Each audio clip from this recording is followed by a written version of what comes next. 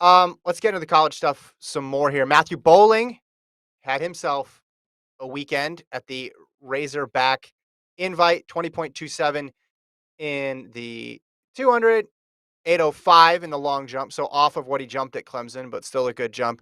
And then also ran in that 4x4.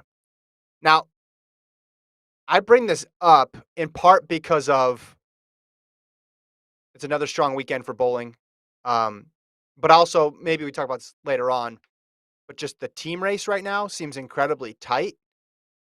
And I want to know who has an ace up their sleeve and what they can pull off to try to get that extra point or two. And might we see like a quadruple attempt from bowling to just try to get an extra point? But we can talk about that later. What did you think of bowling's performance?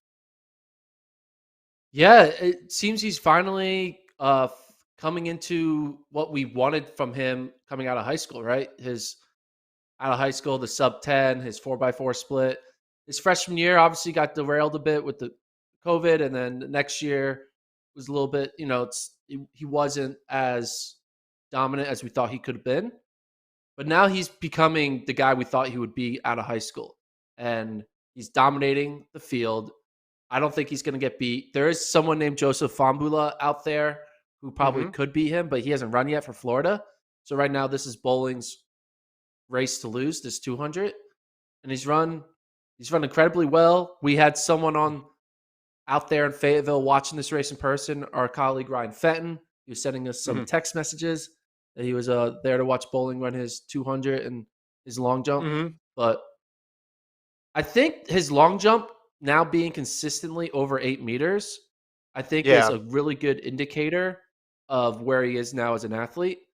That he is now just like in one of his peak forms where he doesn't need to have a race of his life to get to Right. where he is. Like his his new floor has been raised.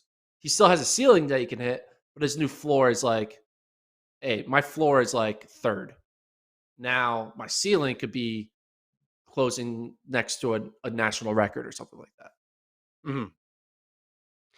I think when we think of 200-meter times, we always think of 19 as the threshold, but it's important for people to remember just how much different indoors is and how much slower it is. Um, Bowling's 20.19 from Fayetteville last year, from indoor champs last year, was tied for the sixth best in history. Yeah.